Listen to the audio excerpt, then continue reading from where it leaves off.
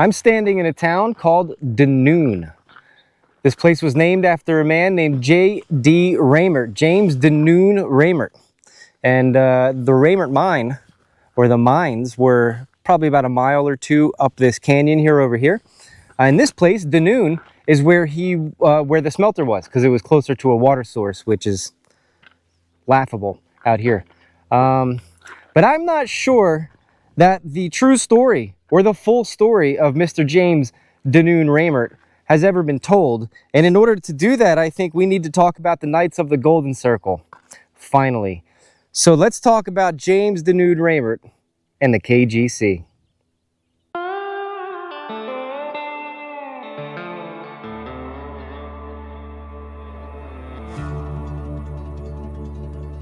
James DeNoon Reymert was born in 1821 in Farsund, Norway. His father was the collector of customs at the port. His mother, Jessie Sinclair DeNoon, was a Sinclair from Scotland, where their family had their own castle. At 15 years old, J.D. Reymert left home and went to study at the commercial college in Christiania, Norway, the capital city. At 17, he went to Scotland to work in a law office in Edinburgh. At 21, he sailed for New York in an Atlantic crossing that took him 70 days. In 1847, together with Eben H. Haig and Soren Bach, he launched Nordelset, called the Northern Light in English, which was the first Norwegian-language newspaper in America. 2 years later, he was elected to the Wisconsin State Legislature, the first Norwegian immigrant in American history to hold state office. After having gotten a taste for public service, he ran for more. He was elected to the Constitutional Convention, to the State Senate, to a string of local offices. He was Justice of the Peace, Superintendent of Schools, District Attorney, Presidential Elector, and the first Vice Consul for Sweden and Norway in the Western States. He was appointed Receiver of the U.S. Land Office and U.S. Sub-Treasury and Disbursing Agent for the Northwestern States. Those last two are federal positions and are the ones that began to cause his problems. In 1871, a U.S. Treasury Special Agent named P.F. Wilson visited Reymert's office in Hudson, Wisconsin, and examined his books. He found a shortage of approximately $9,000 in public funds. That's about $337,000 in today's money. Reymert himself paid a portion of the money back out of his own pocket, about $3,300 worth, and told Wilson the rest had been stolen from him. The federal government sued him. The court found against him. However, the money was never recovered, and eventually an act of Congress would free him from his debt. By 1861, with his reputation diminishing, Reymert left Wisconsin to go to New York. He'd been recruited there by one of the most powerful men in the country, Caleb Cushing. Cushing was a Massachusetts politician, a lawyer, a former United States Attorney General, and a close associate of some of the most consequential men of the Civil War era. He was also a suspected high-level member of the Knights of the Golden Circle, a connection we'll get to shortly. In that same year, in 1861, Reymert wrote Cushing a letter. He wrote, "I am anxious to lay before you some plans which, if I can expect, will be of great benefit to your interests in the Southwest. And shall they meet your approval, I must hasten back to carry them out." Reymert would arrive in Arizona, his first and only stop in the American Southwest, 20 years after writing those words. 20 years before, though, around the time he wrote that letter, he set up law practice in New York at Cushing's behest and built, at first, what appeared to be a respectable career. He became president of the Norwegian Society of New York, and he founded an insurance company called the Hercules Mutual Life Assurance Society. That insurance company was a complete fraud. It defrauded Norwegian and Swedish immigrants and was eventually dissolved by court order because of it.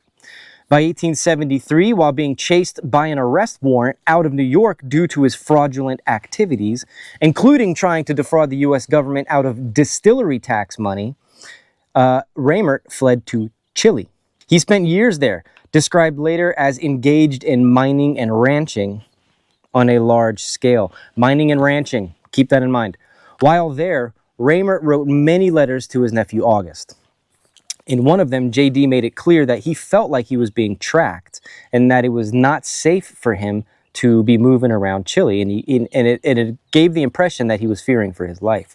In 1877, his nephew August, writing from New York to Chile, sent him a letter. In that letter, August lists 5 men connected to the Hercules fraud in New York that have now died. Weinberger, Stalkneat, G.W. Stevens, Judge Spalding, and Morell. So now Reymert gets this letter from his nephew August that these 5 men have died. And here's the interesting part. After receiving this news, JD then decides it's time to come back to the United States. He doesn't go to New York or Wisconsin, however. Those would be his familiar stomping grounds. He couldn't go back to those places. He had already ruined his reputation in those places. And probably most importantly, there was an arrest warrant out for him in New York. So to Arizona he went, where the long arm of the law was still quite short. And this was the type of place an unscrupulous politician and shady lawyer would want to be. So around the same time as that letter mentioning the 5 dead men, another letter surfaced. This one written by Reymert to his nephew, August, and it referred explicitly to something called the Circle, capital C. Twice he mentioned this circle, and twice he capitalized it in this letter. It was described as a mission nearly completed, one that had begun 15 years earlier in Harlem. So the mission, this circle mission, began right after or right around the time that Reymert wrote Cushing the letter in the Southwest. 15-20 years later, Reymert is now writing August saying that he's completed the circle mission, which is why we're now associating Reymert with the Knights of the Golden Circle. I think it's key, and he's been hanging out and talking to and doing business with some of the key members or the key suspected members of the Knights of the Golden Circle.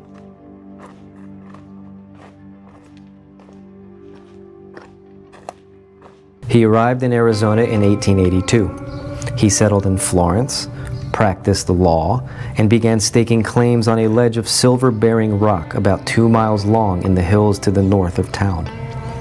He called the ledge the Continental, and it ran 2 parallel veins, black manganese ore on the west side, blue quartz on the east, and both were rich in silver oxides. For a few years, the operation went nowhere. He sank money into shafts and tunnels trying to determine the extent of the deposits. Then in 1855, he incorporated the J.D. Reymert Mining Company. The initial capitalization required was $100,000. By 1890, the mine employed 60 or more workers, and the town of Reymert had grown up in the canyon below the operation. The smelting works were moved 2 miles south to a site closer to Queen Creek, where there was enough water to process the ore. The mining town he called Reymert. The smelting town where we are now, he called DeNoon. So this dude, J.D. Reymert, was a convicted federal embezzler. He was the president of an insurance company that defrauded his own immigrant population. He defrauded the U.S. government out of distillery taxes. He fled the country to avoid an arrest warrant to run a ranch and mining operations in Chile. He reappears in Arizona after receiving a letter that 5 men involved with his New York fraud scheme are dead. And within 3 years, he's running a $100,000 mining operation. He has 2 towns named after him, and he has 60 workers on the payroll.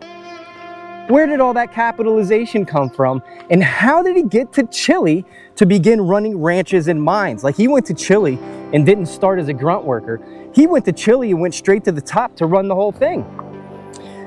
So to answer that question, we're going to get into the Knights of the Golden Circle.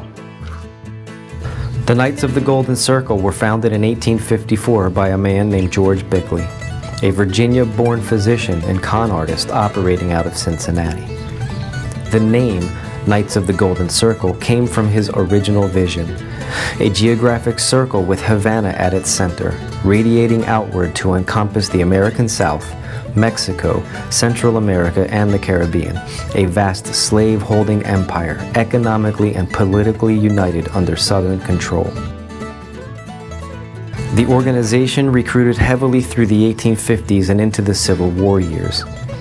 At its height, it claimed hundreds of thousands of members across the South and in key northern cities like New York, Quebec, and Toronto. Its members were drawn from the legal profession, from banking, from politics, from the military, and from every walk of life. Membership in the Knights of the Golden Circle required initiation through secret degrees with passwords, handshakes, and secret oaths of loyalty. All right, I've got some exciting news. We have a sponsor. I'm just joking, ain't nobody sponsoring this shit show.